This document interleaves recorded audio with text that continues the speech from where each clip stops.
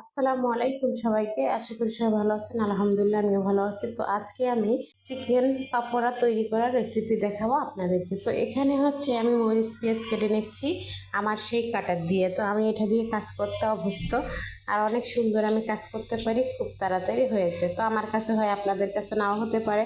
আর যারা উত্তরবঙ্গের মানুষ এটা দিয়ে কাজ করে তাদের কাছে অবশ্যই চালু হবে। তো যাই হোক, এখন আমি সুন্দর করে কেটে নিচ্ছি মরিচ আর পেঁয়াজগুলো। তো কাটাকাটি হয়ে গেলে এখানে আমি একে একে সব মশলা দিয়ে দেবো। তো প্রথমে হচ্ছে হলুদের গুঁড়া, মরিচের গুঁড়া দিয়ে দিলাম, তারপরে গরম মশলা, ধনিয়া জিরের গুঁড়া দিব। তারপরে যেটা দেবো সেটা হচ্ছে আদা রসুন বাটা দিয়ে হাত দিয়ে কিন্তু আমি এটাকে মাখিয়ে নেব।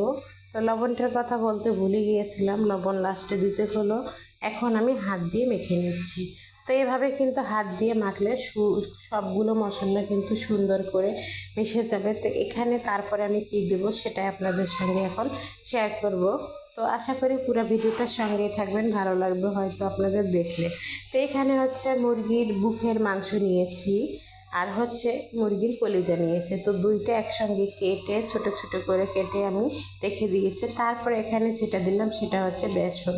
তো বেসনটা ঢালতে গিয়ে অবশ্যই একটু পড়ে গিয়েছিলো, তবু সমস্যা নেই।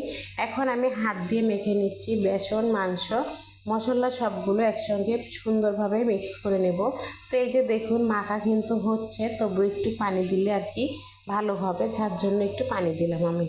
এই তো পানিটা দেওয়া শেষ হয়ে গেল। এখন আবারও আমি হাত দিয়ে ভালো করে মেখে মেখে এটাকে মিক্স করবো। তো আমি মিক্স করার পরে কিন্তু মেখে আমি অনেক সময় অনেকক্ষণ রেখে দিয়েছিলাম, সেটা আপনাদের দেখাতে পারিনি।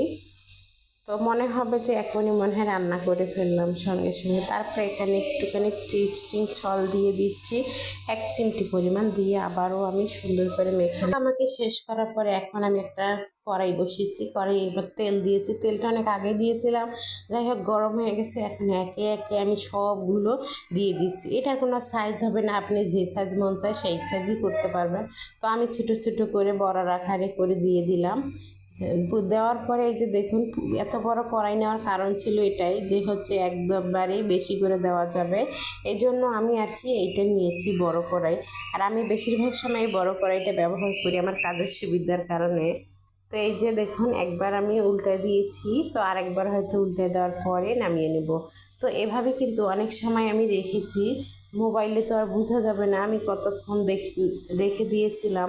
কিন্তু মাংস যেহেতু ভাজতে একটু সময়ের প্রয়োজন, এই যে দেখুন লাল লাল কিন্তু হয়ে গেছে, ঠিক অনেকক্ষণ সময় নিয়ে আমি ভাজতেছিলাম। অবশ্যই যদি আপনারা রান্না করেন তাহলে বুঝতে পারবেন কতটুকু সময়ের প্রয়োজন। আমি তো দেখাই দিচ্ছি হয়তো 2-3 মিনিটে মনে করেন রান্না শেষ হয়ে যায়, কিন্তু না, এটা অনেক সময় লাগে।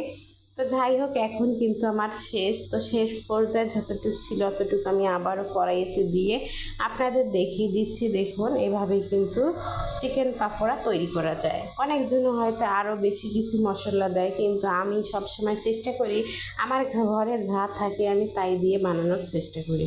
তাই তো আমি এভাবেই করি, তাই আপনাদের সঙ্গে এটাই শেয়ার করার চেষ্টা করি। এই যে দেখুন, আমার কিন্তু একেবারে শেষ, এখন ভাজা আর নাই, সবটুক শেষ করে আমি এখন উঠিয়ে নিচ্ছি। এরকম করে ভাজলে অবশ্যই খেতে ভালো লাগে।